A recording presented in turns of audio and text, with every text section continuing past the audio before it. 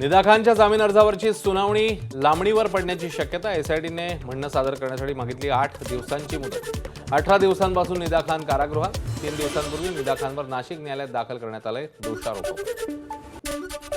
मनीषा हवालदारला 6 दिवसांची सीबीआय कोठडी. विशेष सीबीआय कोर्टाचा आदेश. पतीला भेटण्यासाठी मनीषा हवालदारची विनंती कोर्टाने फेटाळली. बंधू मनोहर भोसले विरोधात लैंगिक अत्याचाराचा गुन्हा दाखल. घोटी इथल्या आश्रमात महिलेवर लैंगिक अत्याचार केल्याची तक्रार.